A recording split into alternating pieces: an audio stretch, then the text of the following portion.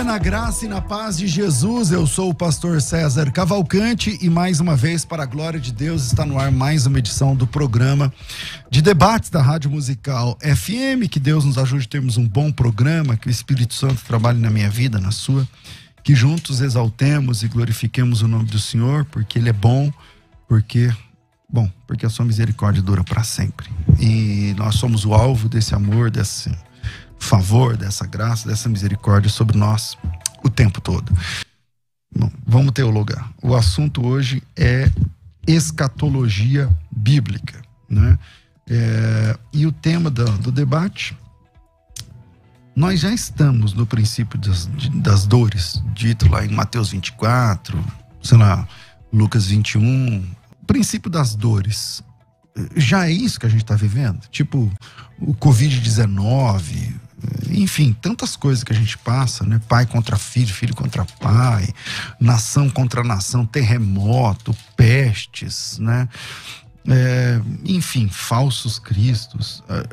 A partir dessa experiência, a gente pode compreender que estamos vivendo o princípio das dores, do qual Jesus disse, né? O princípio das dores, tá, mas ainda não é o fim, mas já é o princípio das dores. Ou não, esse princípio das dores, ele se aplica num período tribulacional, num período fechado de tempo, do ano X ao ano Y, e alguns vão entender que esse tempo dá 7 anos, outros vão entender que dá 3 anos e meio, outros vão entender que não é um período fechado na Bíblia, enfim, mas a pergunta é, o que estamos passando já é o princípio das dores? Para debater esse assunto, estou recebendo aqui o pastor Juliano Fraga, ele é da Assembleia de Deus do Belém, na sede de Campinas, em São Paulo. É bacharel em teologia, tem formação em grego e hebraico, pela Faculdade Bethesda e pela Universidade Unicesumar. Bem-vindo aqui, hoje também é professor da Academia de Pregadores. Bem-vindo aqui, pastor Juliano Fraga.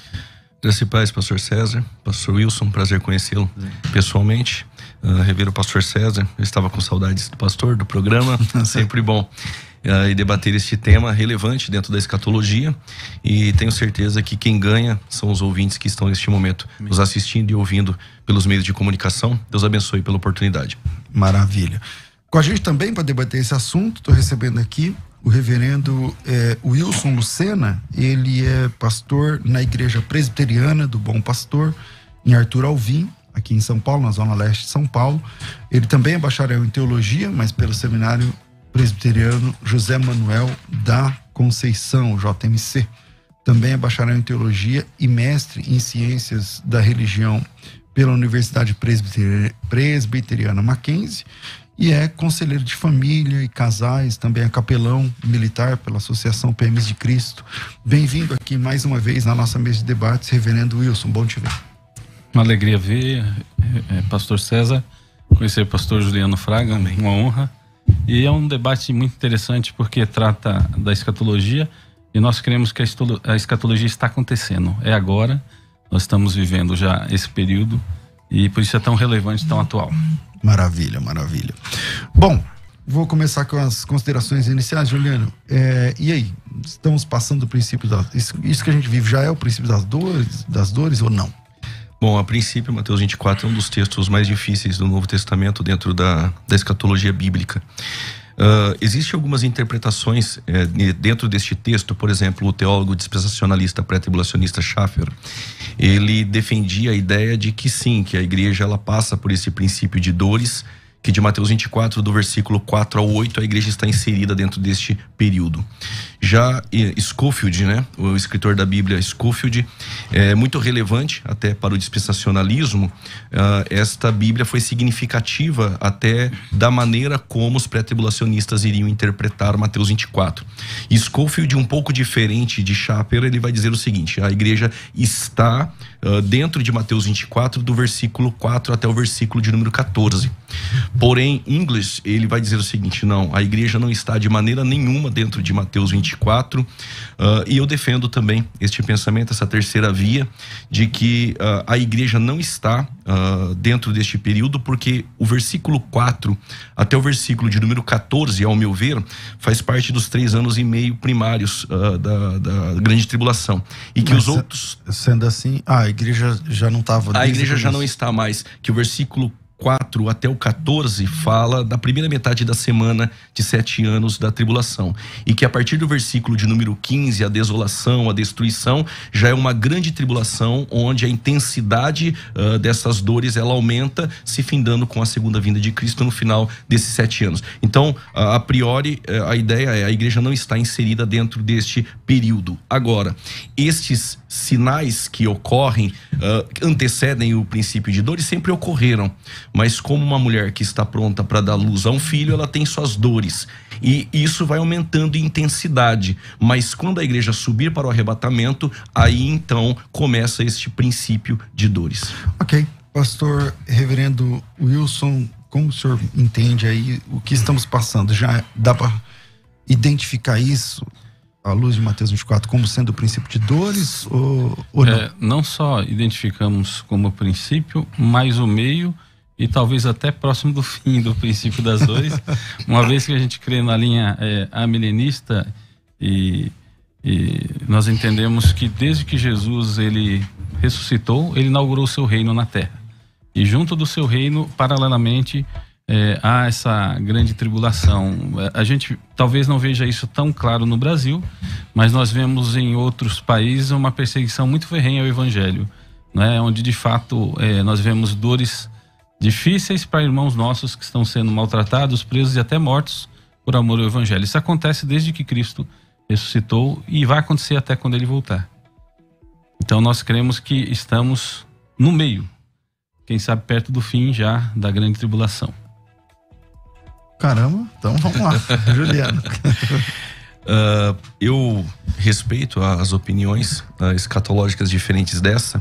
Até mesmo no pré-tribulacionismo, do dispensacionalismo, nós temos 3 interpretações em Mateus 24. Aqueles que acreditam que a igreja realmente estará no princípio que é a maioria, dores, né? Que é a maioria, até por conta de Scofield, da Bíblia.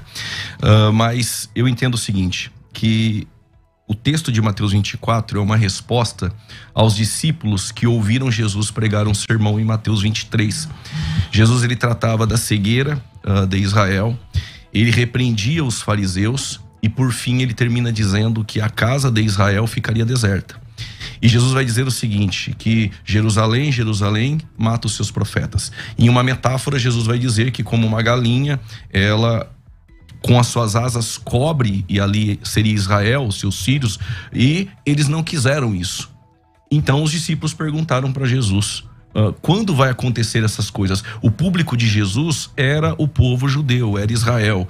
E Mateus 24 é Jesus explicando para os discípulos aquilo que eles talvez não compreenderam de Mateus 23. E o texto continua. E aí Jesus vai dizer que pedra não ficaria sobre pedra, a destruição de Jerusalém no ano 70 depois de Cristo. O próprio Flávio Joséfo, ou Tácito, vai dizer que 1.100.000 judeus morreram naquele tempo. 500 cruzes eram fabricadas por dia, a madeira importada da Fenícia, e aí houve a diáspora. Mas aí Jesus ele vai começar agora a explicar as coisas que iriam acontecer como sinal. E dentro disso eu já compreendo o início do período tribulacional. Se eu tenho tempo para isso, por exemplo, quando Jesus diz assim, porque muitos virão em meu nome dizendo eu sou o Cristo, enganarão a muitos. Muitos já diziam que era o Cristo. Somente na região de Nazaré, no tempo de Jesus, 72 falsos cristos se apresentaram antes de Jesus. Em Jerusalém eram 1.050 que se apresentaram. Por isso que Jesus disse, olha, aqueles que vieram antes de mim são ladrões e salteadores.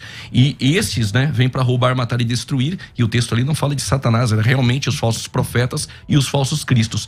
Isso continua. David Koresh, daquela seita Ramo de Davi, por exemplo, Luiz Miranda, o porto-riquenho, sempre teve. Mas na verdade eu entendo o seguinte, que a partir do versículo de número 5, pastor César, nós já começamos a entender o primeiro selo sendo aberto. Esses que vão aparecer dizendo eu sou o Cristo, já é o anticristo, o cavalo branco. Quando diz no versículo 6, ouvireis guerras e rumores de guerras, o cavalo vermelho, já é a abertura dos selos.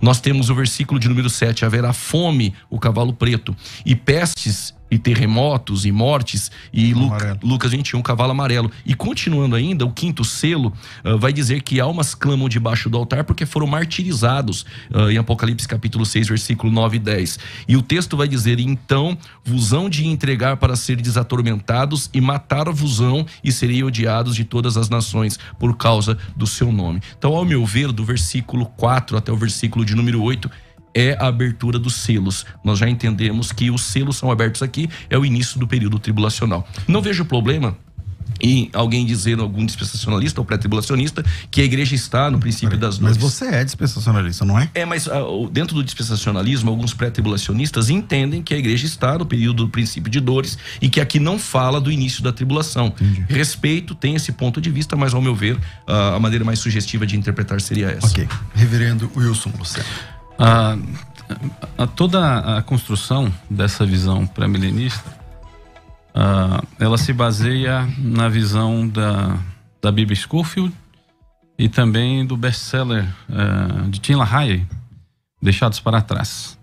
Isso só acontece porque Scofield ele viveu entre 1843 e 1921. E o ápice da fama do livro Deixados para Trás e toda a série, né, do livro e toda a série do filme também que é lançado nesse período de 2001, ela traz um impacto muito grande sobre todo o povo evangélico, não só no Brasil, mas no mundo todo, né, com o lançamento disso, porque é uma visão espetacular, né, em nível assim de suspense, de tudo, realmente atrai atenção. Eu lembro que eu fui muito atraído por esse filme. Mas, biblicamente, você não vê antes desse período uma exploração dessa visão nos históricos, né? Teológicos, os escritos. Então, esse pensamento pega força exatamente desse período para cá. Então, antes disso, o pensamento sempre foi sobre aquelas três visões clássicas, né? Pós, pré e amilenismo. No entanto, o pós-milenismo ele perde a força porque acontecem as duas guerras mundiais, né? Primeira e Segunda Guerra. Houve grande prosperidade após a Reforma Protestante, Revolução Industrial, Universitária, e isso trouxe uma grande expectativa de que Jesus voltaria, né? Logo após isso.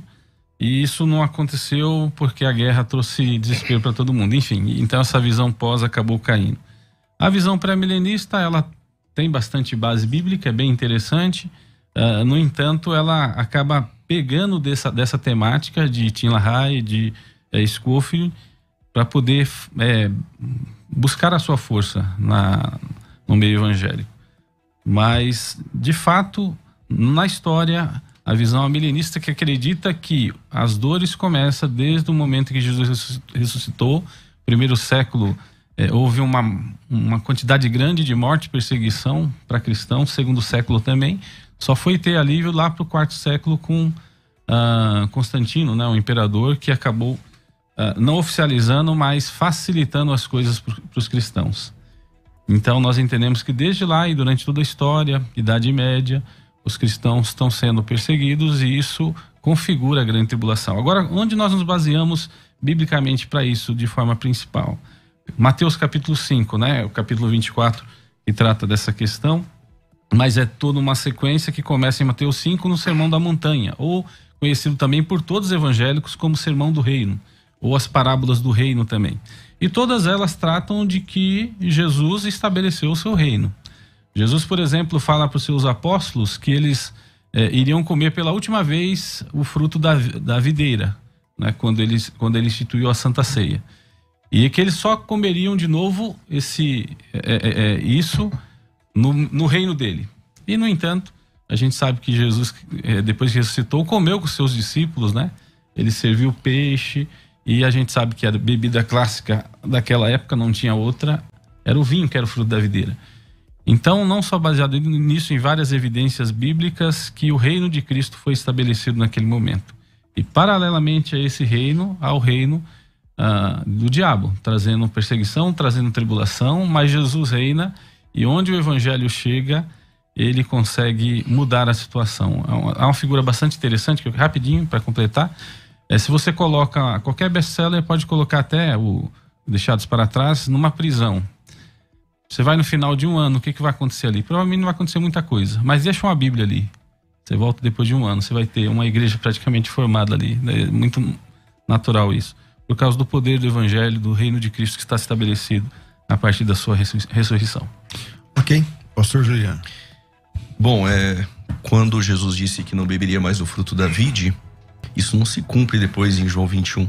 É um equívoco. Ali ele comeu peixe com os discípulos, não teve ceia. Quando nós falamos sobre... Mas a bebida? Beberam água? Não disse que beberam vinho. Não fala nenhuma coisa nem outra, é verdade. Isso é por conta do senhor. Mas isso o irmão também não pode afirmar que não, né? Não, é porque a Bíblia não diz. A Bíblia não diz, assim, aí não dá para criar uma doutrina em cima disso. Mas o senhor quer concluir? Não, só para dizer que quando nós falamos... o irmão se baseia na mesma controvérsia. Quando nós falamos sobre a história da escatologia, os pais da igreja antinicenos e pós-nicenos, eles eram pré-milenistas. De onde surge o amilenismo? De uma interpretação completamente equivocada de Agostinho de Hipona. Havia realmente a perseguição, a igreja perseguida no Coliseu, mártires, mas quando Constantino enterrou a espada, né, assim dizendo, e terminou a perseguição, Agostinho de Hipona, então ele imaginou que poderia estar iniciando um milênio. É uma interpretação que não era comum, ela é completamente alegórica, com Orígenes, começando com Filo em Alexandria, e essa interpretação equivocada de alegorizar o milênio deu então origem ao amilenismo. Só que a história da escatologia bíblica ela não foi tratada em concílios.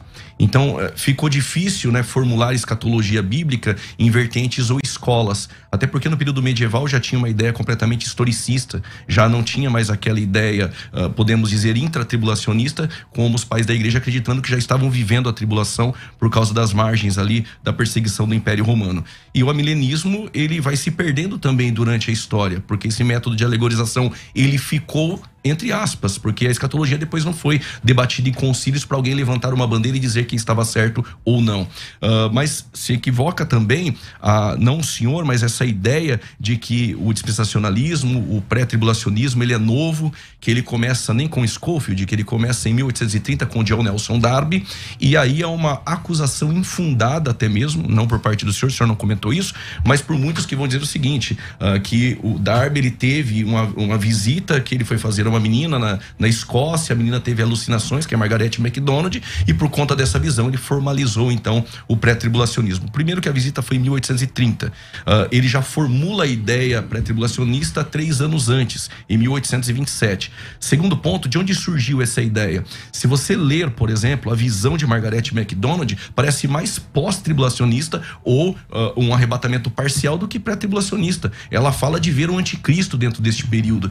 Nenhum pré-tribulacionista acredita que vai ver o anticristo. E aí Tregelles, dando seguimento a um pensamento de Norman Macpherson, que é filho de David Macpherson, eles inventaram essa história e se espantaram essa acusação contra Darby, e o próprio Darby disse que a visão dessa menina ele não acreditava ser do Espírito Santo. E um dos eruditos, F.F. Bruce, em um dos seus documentos escritos, ele vai dizer que ele não acredita que Darby, com a envergadura teológica que tinha, iria formalizar uma doutrina em cima de uma visão que ele mesmo colocou em dúvida se aquilo era ou não do Espírito Santo. Então, assim, que agora você está tratando um assunto que ele não falou, né?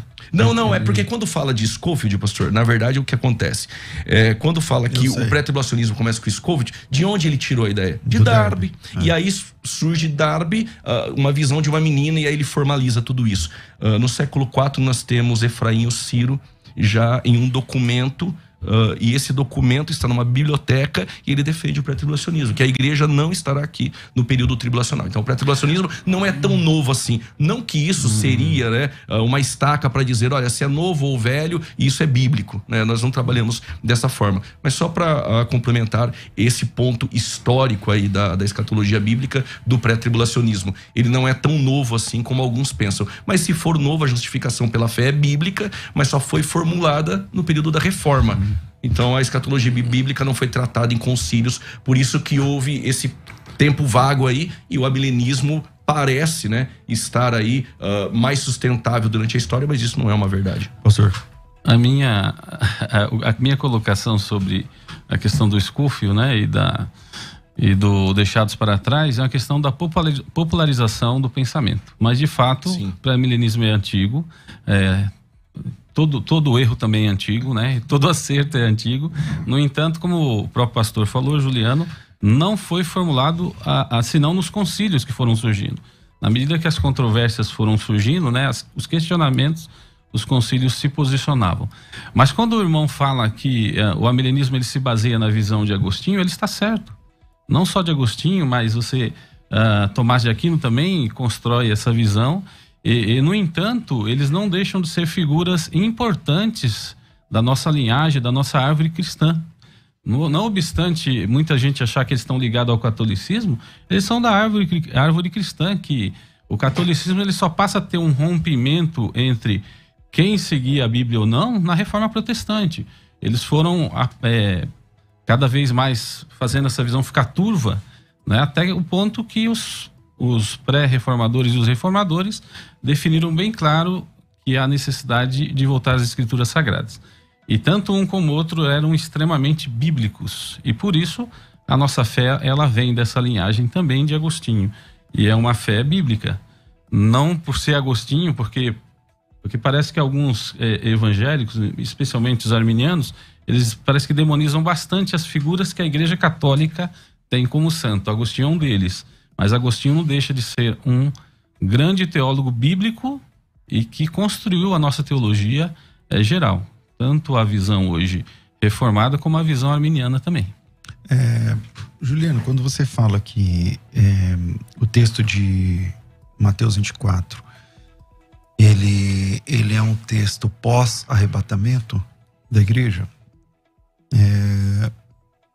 como você lida com aquele arrebatamento que está lá no texto? Na verdade, somente quem enxerga o arrebatamento dentro desse texto é o pós-tribulacionismo. Não. Ele diz que ele enviar os anjos para recolher os escolhidos. Mas para o pré-tribulacionismo ali não fala de arrebatamento. Ali fala da segunda vinda de Cristo. Inclusive, dentro desse... Mas o que é esse recolher os seus escolhidos? Significa o quê? Boa pergunta. Quando nós olhamos para Mateus 24, a desolação que haveria de vir, a qual Daniel menciona, e aí Jesus diz, quem lê, entenda. Ao meu ver, quem lê, entenda não o que está em Mateus 24, mas aquilo que foi escrito por Daniel. Quem lê, entenda. E o que nos parece no livro de Daniel é que não há menção de igreja. A igreja era um mistério, a igreja foi anunciada em Cesareia de Filipe. Escreve a visão das 70 semanas que estão determinadas sobre qual povo? Era o povo judeu, o povo de Daniel. Sobre a Santa Cidade. Qual Santa Cidade? Então os anjos vão juntar Jerusalém. Os judeus, é isso? Então, eu vou chegar lá. Então, o pensamento tribulacional que nós vemos ali a partir do versículo de número 4, nós temos aqueles que estão na Judéia fujam para os montes. Ora, então o cristão que não mora na Judéia, ele foge para onde? Que a fuga não ocorra no Shabat. Quem guarda o sábado não é a igreja, é o povo judeu. Esses elementos de evidências internas dentro do texto nos remete à ideia da nação judaica. Jesus está falando para este povo. Em Deuteronômio 4:27, fala o próprio Deus que quando eles desobedecessem, eles seriam espalhados pela terra. Isso aconteceu no ano 70 na diáspora. Nós temos uma promessa em Ezequiel, capítulo de número 20, versículo de número 27 a seguir, que o próprio Ezequiel vai dizer que Deus traria o seu povo de volta. Essa era uma promessa de trazer o povo de volta. E dentro disso, o povo de Israel está espalhado pela terra, o povo judeu. E quando Jesus voltar na segunda vinda, esses eleitos que ele vai reunir é exatamente a nação judaica, de onde Jesus disse que ele iria voltar. Quando ele sobe assumpto aos céus, ali no Monte das Oliveiras, um anjo disse aos discípulos, a geração apostólica que ali estava, este mesmo que vocês viram subir, ele voltará. Então é um tipo de arrebatamento. É um tipo de... Não. Então, mas vai juntar o cara que está na Argélia. Não, do nada ele vai aparecer lá no Monte das Oliveiras? Não, ele não vai aparecer do nada, até porque a nação de Israel já vai estar voltando para sua terra, porque o anticristo estabelece uma falsa paz, o povo judeu começa a voltar para sua terra, e esses escolhidos estarão ali, todo um desdobramento do período tribulacional, quando depois dos 3 anos e meio de tribulação, a máscara do anticristo vai cair, ele vai reunir as nações no Vale de Meguido, Zacarias capítulo 14, Zacarias capítulo 12 e 13, Israel está ali encurralado para ser destruído. E aí sim Israel clama, não vereis mais o meu rosto, em Mateus 23. Mas quando clamar, bendito que vem no nome do Senhor. Eles vão clamar ao Messias, e para o pré-tribulacionismo ele vem com a igreja, e aí ele pisa o pé no Monte das Oliveiras, arrebatamento, ele vem para encontrar a igreja nos ares. A segunda vinda ele vem para pisar o seu pé na terra e estabelecer, diferente do pastor, um reino eterno, literal e milenar, diferente de um reino amilenista, né? Pastor Wilson. Se a gente acompanhar o texto simplesmente como ele está, né, não precisa de muito, porque ele está muito claro, né? Na nossa tradução na língua portuguesa está muito claro de que nós já vivemos essa tribulação, a grande tribulação. Posso ler algumas partes aqui, pastor? Diz assim: no Monte das Oliveiras achava-se Jesus assentado quando se aproximaram dele os discípulos em particular e lhe pediram: dize-nos quando sucederão estas coisas e que sinal haverá da tua vinda e da consumação do século. E ele lhe respondeu: vede que ninguém vos engane, porque virão muitos em meu nome dizendo eu sou o Cristo, enganarão a muitos. Aí continua aqui, verso de número 9: então sereis atribulados e vos matarão, sereis odiados e todas as nações por causa do meu nome. Eu imagino que isso está acontecendo agora, né? É claro que sim.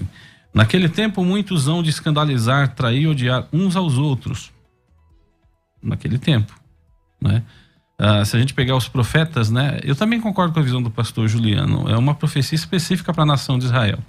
E já aconteceu, por exemplo, essa desolação, quando os muçulmanos entraram, por exemplo, em Jerusalém, tomaram Jerusalém, foi a mortandade grande. Quem fugiu conseguiu se livrar. Pastor, mas continuando. Desculpa interromper o senhor.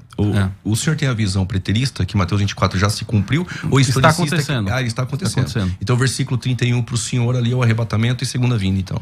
Sim, é por isso que a minha ideia é mais pós-milenista, né? Entendi, tá certo. Eu acredito no milênio acontecendo agora. Aí continua: aquele porém que perseverar, verso 3, até o fim será salvo, e será pregado o evangelho do reino por todo o mundo, para a testemunha de todas as nações, não virá o fim. Quando, pois, virdes a desolação, que é o que o pastor citou, de Daniel, né? Ele especifica que realmente Daniel, os que estiverem na Judeia, fujam para os montes. Bom, isso aqui tudo está claro na história que aconteceu com a nação de Israel, né? E a nação de Israel, até esse momento, ele é o berço da revelação. A igreja passa a ser daqui a pouco, né?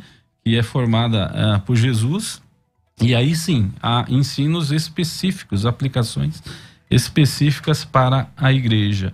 Mas, de fato, muitos sinais dessa grande tribulação que precede a volta de Cristo e, lógico, o arrebatamento, acontecem já nos nossos dias. Por isso que é tão claro para mim a visão milenista, e não é figurativa. É uma figura literal, pensando no que o próprio texto bíblico fala, que para Deus um dia é como 1000 anos. Então, assim, tá legal. O amilenismo, ele é literal dentro da Bíblia. Sim. Apocalipse. Até o irmão usou a questão de usar figuras, né? O amilenismo, ele usa algumas figuras, mas ele constrói essas figuras de uma visão literal da aliança. Entendi. Que é estabelecida desde o Antigo Testamento. Para nós, reformados, nós vemos a igreja no Antigo e no Novo Testamento sem distinção. Só a mudança de instituição, no caso. Mas é a mesma igreja. No caso de Apocalipse capítulo 20, a ressurreição que ali aparece, aquela ressurreição é novo nascimento ou é a ressurreição dos justos? Eu acredito que a ressurreição dos justos. Então o senhor é um amilenista que crê que aquela ressurreição do Apocalipse 20, então não é um novo nascimento. Não, porque todo amilenista defende, amilenista defende que Apocalipse 20, aquela ressurreição que aparece... Todo amilenista... E todo amilenista, e aí há uma estranheza agora, porque todo amilenista defende que ali é a ressurreição... Mas o irmão, do novo, quando fala todo amilenista, Eu tenho tido grande dificuldade quando as pessoas começam a definir reformado e milenista. E a nossa visão, inclusive, é bem-aventurado e santo aquele que tem parte na primeira ressurreição. A gente pensa de forma qualitativa e não de forma quantitativa como pensa o pré-milenista. Entende? Vira aí, a gente vai para o intervalo e voltamos já já. E na sua opinião, o que estamos vivendo já é o princípio de dores? Sim ou não? Manda teu áudio para cá, 011-98484-9988. A gente volta já já com esse debate. Estamos de volta com o nosso programa de debates e o tema hoje é escatologia. O que a gente passa já pode ser considerado o princípio das dores. Voltamos aqui, eu parei falando com o pastor Wilson, não foi? Então volta aqui com foi o Juliano. Ou não? Sim. Foi? Foi. Eu quero aproveitar também a oportunidade que voltou em mim. Foi ele, hein? Não foi. Que ele falou do... Eu fiz a pergunta sobre a ressurreição de Apocalipse 20. Não, eu acho que não. Foi agora o Juliano. Não, é porque é o seguinte... O irmão pega a palavra, vai. Tá. É que para o pré-tribulacionismo, até que o ouvinte não fique com dúvidas, para o pré-tribulacionismo, assim como o senhor sabe, essa ressurreição aqui é no final dos 7 anos de tribulação, daqueles que foram martirizados dentro do período tribulacional. Por que da pergunta? Porque vi descer do céu um anjo que tinha uma chave do abismo e uma grande cadeia na mão. Que texto é esse? Apocalipse 20. E ele prendeu a antiga serpente, o dragão, que é Satanás, por 1000 anos. Bom, então se nós estamos vivendo o milênio, Satanás está preso, na visão milenista. Legal. E lançou no abismo e ali encerrou e colocou um selo sobre ele para não enganar mais as nações. Aí no versículo 4. E viu tronos e assentaram-se sobre eles e foi-lhes dado poder para julgar. E vi almas daqueles que foram degolados pelo testemunho de Jesus e pela palavra de Deus, que não adoraram a besta nem a sua imagem, não receberam o sinal em suas testas, e agora diz assim, em suas mãos, e viveram e reinaram com Cristo durante 1000 anos. Essa ressurreição, ela ocorre no final do milênio, no amilenismo, quando esse milênio encerra. Porque se essa ressurreição é após o milênio, o amilenismo defende que esse milênio tem um fim, e quando ele vai acontecer? A defesa do amilenismo é que o milênio se encerra quando Jesus volta. Então, legal. Então, quando Jesus volta, o milênio encerra e esses justos ressuscitam. Só que o texto vai dizer que eles ressuscitaram para reinar com Cristo 1000 anos. Volta a ter um outro milênio? Talvez aí a sua colocação lá de que os amilenistas, eles acreditam que aqui seja salvação. Porque aí fica mais coerente, o senhor entendeu a pergunta que eu fiz? Sim. Aí eu vou me posicionar agora. Tá. O verso 6, né? Bem-aventurado e santo aquele que tem parte na primeira ressurreição. Sobre esses, a segunda morte não tem autoridade, pelo contrário, serão sacerdotes de Deus e de Cristo e reinarão com ele os 1000 anos. O que nós cremos é de que essa primeira ressurreição é uma ressurreição qualitativa, que se refere de fato aos eleitos, aos salvos, tá? No caso específico aqui, e desde que Cristo veio, porque nós entendemos que o milênio ele começa desde a ressurreição, toda a igreja de Cristo nesse período reina com ele, cada um no seu período de vida, digamos assim. E como reina? Pregando o evangelho. E como que esse reino ele é imposto ao mundo? Através do evangelho que não causa resistência. E aí nós encaixamos com a visão de que Satanás está preso nesse sentido. Porque antes da vinda do evangelho, as nações eram escravizadas. Você não tinha pregação para salvação a todas as nações. A partir da vinda de Cristo é que ele dá a ordem de evangelizar por todo mundo, e o evangelho pregado a todo mundo traz salvação e libertação a todos. A pergunta dele é assim, beleza, eu acho que ele entendeu isso aí que o senhor explicou, beleza. Mas ele entendeu o que o senhor disse, mas se reinar com Cristo por 1000 anos é ter a liberdade de pregar o evangelho, tal, conforme o senhor acredita agora, o que faz com essa ressurreição das pessoas que depois dessa ressurreição vão reinar com Cristo por 1000 anos? Tem outro reino de 1000 anos?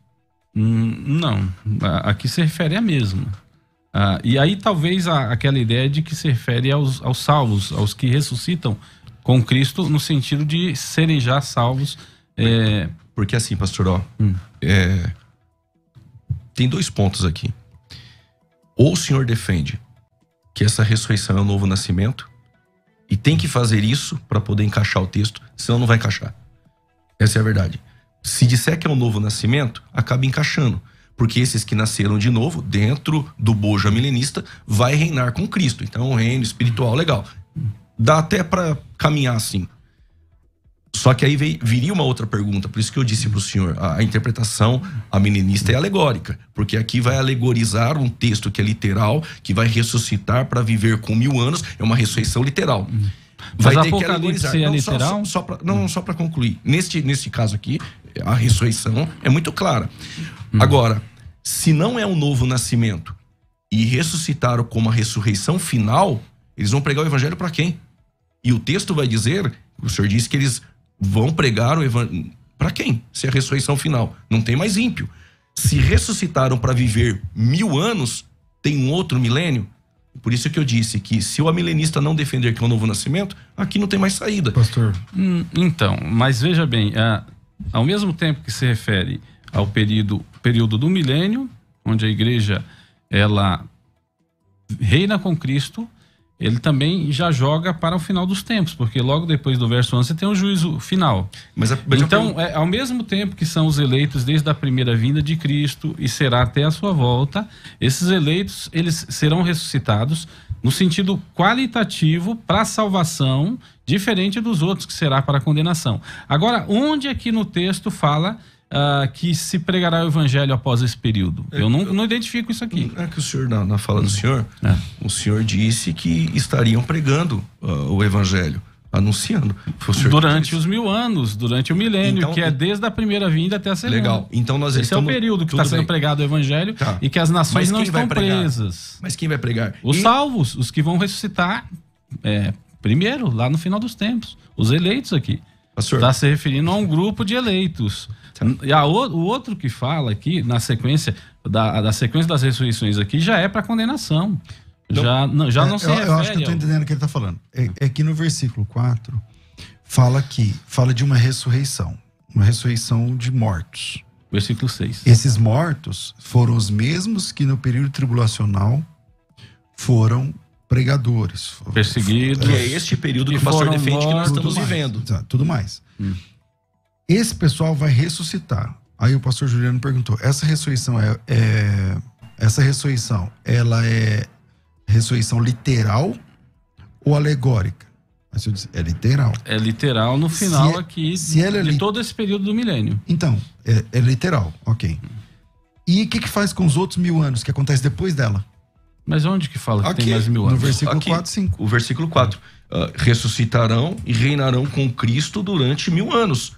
Ele está dizendo que o milênio é depois dessa ressurreição. Sim, mas ao mesmo tempo é interessante como, a visão pré-milenista, ao mesmo tempo que ela defende algo literal, ela tem que se submeter à linguagem figurada, porque você mesmo citou o outro texto lá que cita Daniel. Daniel não é literal. Nós estamos indo aí para um outro texto, uma outra ideia. Depois mas vamos resolver essa questão. É a mesma ideia de Daniel, a visão lá da estátua, por exemplo, Nabucodonosor, entre outras coisas, são visões figuradas. Na verdade, você pastor, concorda que ela é figurada? Aqui você não concorda? Não. Na verdade, não tem como o senhor sair desse texto. Ou o senhor defende que é alegórico e é o novo nascimento, mas o senhor já defendeu que é literal. Você que está falando isso, é a tua opinião. É literal o texto? O texto não é literal, é figurado. Não, mas o senhor disse que ele era literal. Esse texto aqui, essa ressurreição, é literal ou figurada? Ele entende que são as duas, pelo que eu estou entendendo, é que ele pode ser literal. São as duas coisas. Por quê? Durante o período, desde a vinda de Cristo até sua segunda vinda, esses são os que vão ressuscitar ao final. Tá certo? E que estão reinando com Cristo durante esse período. Essa é a visão milenista. Não vejo dificuldade nenhuma. Agora, o seu irmão quer forçar alguma coisa que eu não estou falando, eu não vou. Juliano, já tem que terminar. Juliano, um minutinho pra gente concluir. Para concluir. Como eu disse, não tem como sair dali. Tem que ser um novo nascimento. Agradeço então. Não, mas calma. Eu tô dizendo pra eu tenho mais um minuto. Um minuto antes de eu. O senhor quer fazer alguma pergunta em cima disso? Não, porque aqui não tem jeito. Não tem como sair daí. Porque se ressuscitou literalmente é para reinar com 1000 anos. É o texto que está dizendo. É uma continuidade do texto. Por isso que eu fiz a pergunta. A pergunta não foi em vão.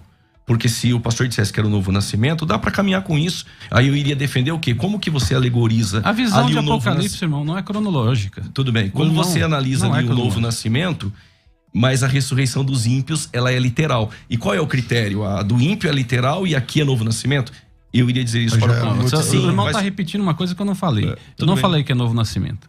Eu falei não, o senhor não falou mesmo. Eu não falei. Concordo, o senhor não falou. O senhor não falou. E até por isso não tem saída, que se fosse ainda não, pra dava você pra não tem saída, pra mim tem. Tá claro. Vamos para as considerações finais. Solta aí. Considerações finais. Debates com o pastor César Cavalcante. Volta aqui, eu comecei com quem, gente? Com o pastor. Comecei... Não, foi comigo, foi com você. Tá vendo como ele é? Comecei com o pastor Juliano. Então, Juliano, tá obrigado pela sua participação aqui. 1 minuto e meio pra gente concluir. Pastor, eu que agradeço. Foi um prazer, pastor Wilson. Deus abençoe a vida do senhor. Só para aqueles que estão nos ouvindo, não vejo dificuldade em um pré-tribulacionista defender que Mateus 24, do versículo 4 ao 8, a igreja está dentro deste período, ou até mesmo até o versículo de número 14. Mas eu entendo Mateus 24 que os elementos, as evidências internas que estão ali, são completamente uma nação judaica. E entendo que ali não há o arrebatamento no versículo de número 31, e sim a segunda vinda. E Mateus 24 é um texto muito difícil, mas é uma continuidade de Mateus 23. Então, aqueles que estão nos ouvindo agora, leia o texto. A escatologia bíblica realmente tem as suas vertentes, as suas escolas, mas tenho certeza que o debate foi relevante para o crescimento de todos aqueles que estão nos ouvindo. Agradeço à Rádio Musical e ao pastor César, para minha admiração, e sempre será uma referência na minha vida, pastor. Maravilha, maravilha, maravilha.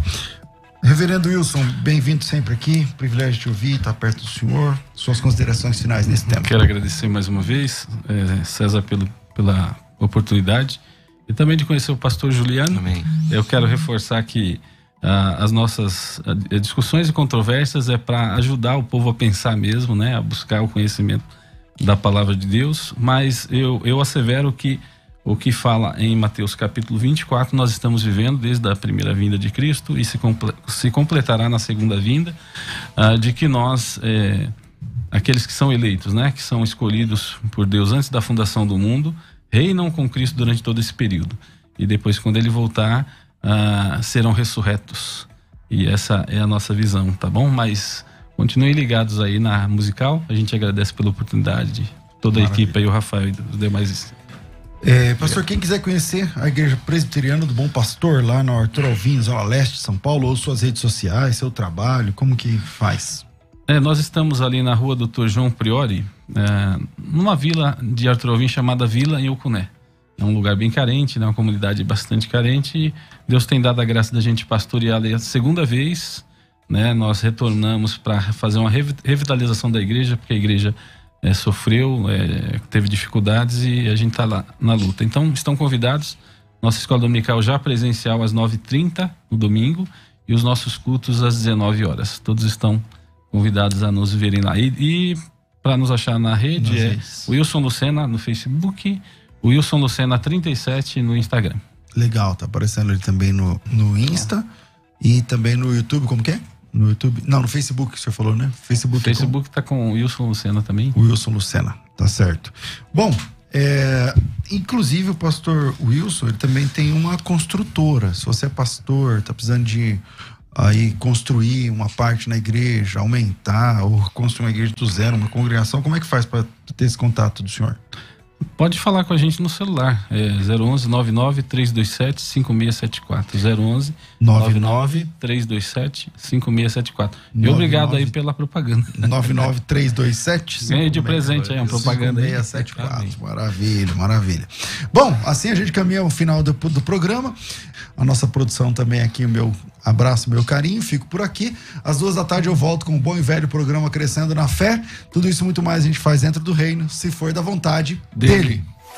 Você ouviu Debates na Musical FM. Dentro de alguns minutos, este programa estará disponível no seu aplicativo de podcast. Basta digitar Debates Musical FM e ouvir a qualquer momento, quantas vezes quiser. Disponível para Spotify, Deezer e os tocadores da Apple e Android. Musical FM.